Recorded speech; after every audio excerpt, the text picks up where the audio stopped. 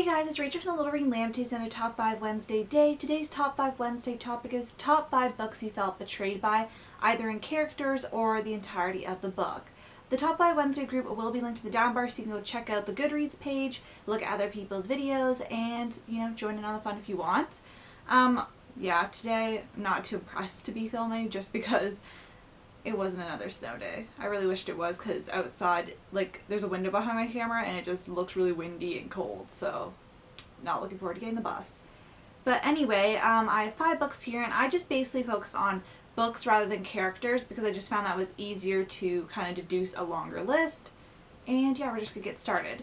So number 5 is Somerset Abbey by T.J. Brown. Now, I did a trilogy review of this series this past summer, and I'll try to remember to link the reviews down in the down bar, and these books aren't necessarily books that I hated, they're just books I kind of felt betrayed by. Now this book, the reason I felt betrayed, I think I gave this whole series kind of like a 3.5 for the plot, that kind of thing. So I didn't hate it, but I didn't love it. And the thing that I felt betrayed a bit by was that I know it's supposed to be more of like a gossipy, fun book, but I kind of felt betrayed by the historical aspects of this novel. I didn't go into it thinking it was going to be, so historically rich, but at the same time, I just felt like, even though, I just felt like the girls in the novel, they were doing stuff that wasn't typical of them in that place in society at the time period that the books, were in, and they didn't have much strife, which would not actually be the case, even if they were upper class. I feel like they'd have a little bit more strife about doing certain things, and participating, flying planes, the one girl was doing. And it just kind of felt like a bit of a betrayal because it wasn't life wasn't that easy for women back then, and even if they were upper class, they would have had some people hemming and hawing. And even Downton Abbey, for example, they had people hemming and hawing at certain of the women's actions if they were doing something that was outside their realm.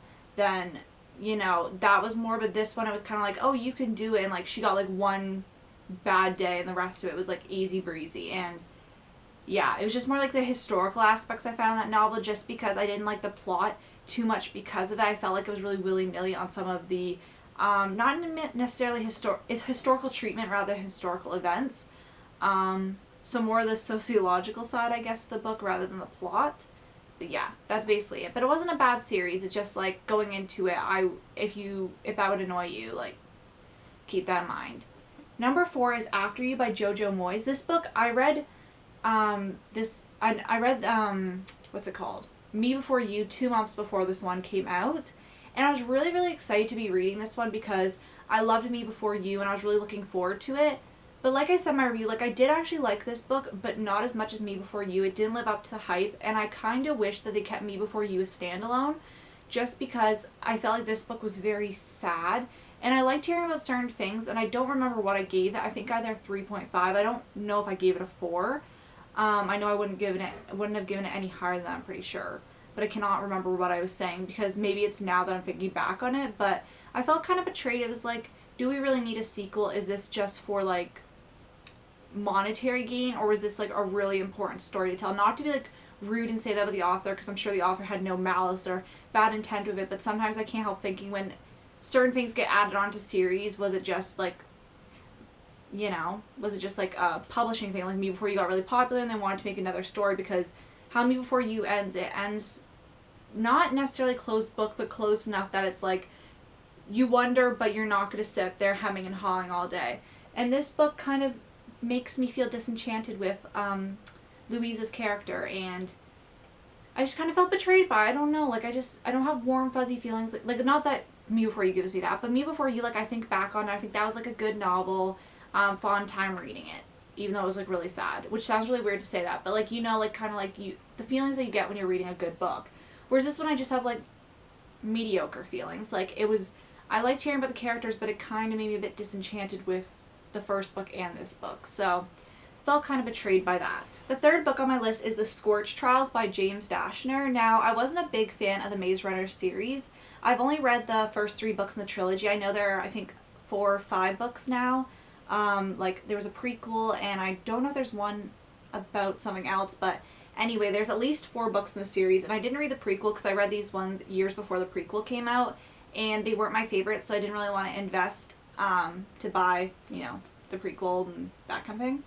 But I didn't really like the Death Cure that much. I liked the Maze Runner. It was okay, but I didn't like this one. Like, it was in a new place. It was kind of hard to follow along with. I probably wasn't the audience, and that's maybe why I felt betrayed by it, because I'm not a big action reader. But I felt like the second book was even harder to connect with the characters. Like, I connected with them pretty much in the first book, and I just found myself, you know, not connecting with any of the characters. So I kind of felt betrayed by that. But, like, that's kind of a dicey one for me. That's why I put it in the middle section, because it's very hard for me to articulate my feelings on that, because I did read those books. Like, I read the Scorch Trials about 5 years ago, like around this time, March, April, because I read it right before I started my booktube channel, so there's no reviews on those books. But yeah, that's my feelings on that. Number 2 is The Crown by Kiera Cass. This is the 5th book in the Selection series, and I was really excited for The Crown, The Heir and The Crown, the 4th and 5th books, just because, well, one, I kind of, everybody was telling me I was wrong with the 3rd book, because I said that it said the 3rd book in the Selection series, and it used to say trilogy, and I thought that there might be more, and everybody told me I was wrong, so I was really happy when I was right, because, you know, ego.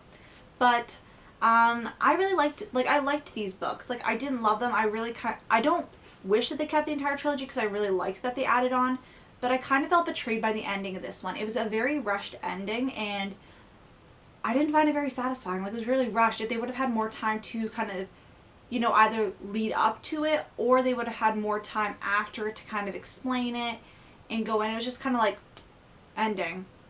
And, like, yeah, it went for something that we wouldn't necessarily, like, in the first book we wouldn't necessarily expect, but in this book we were expecting, kind of.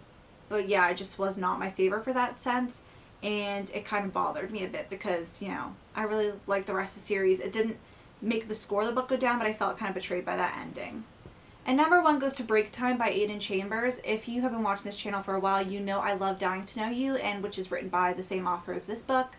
I've not finished Cordelia Ken by him, but this book I felt really betrayed by. It sounded so good in the synopsis, and it kind of just was not. Like, it was like a 1-star book. And you guys, if you've been watching my channel, you know that I rarely even give out 2 stars. Like, I'm like a person that, I'm not super critical sometimes with my books. Like, sometimes I am. You could tell my book reviews when I am being more critical and when I'm, you know, talking about more for entertainment. But most of the time I, like, let you guys know, like, it's more for entertainment. And I know what kind of books I like, so that's, like, I don't really go too far outside my comfort zone. So it's really easy for me to give a lot of, like, 3.5s, 4s, and 5 stars. But I rarely give a 1 star. I think I've maybe only given a 1 star, like, one more time in my channel's history.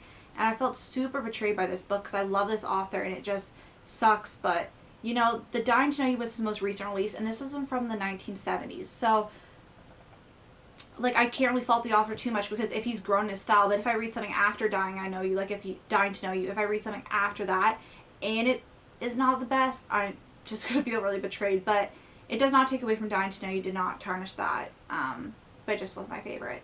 And yes, that's my top 5 Wednesday, top 5 books I felt betrayed by. Before I go, another thing I'm feeling betrayed by is the weather outside, because it was so sunny earlier in the week, or end of last week, and now it's another snowstorm in March. So, you know, snow day was cool, but now I feel betrayed because we did not get another snow day, and I am #bitter. But yeah, anyway, I want to thank you guys so much for watching. Check out the Goodreads page, and I'll see you guys later. Bye.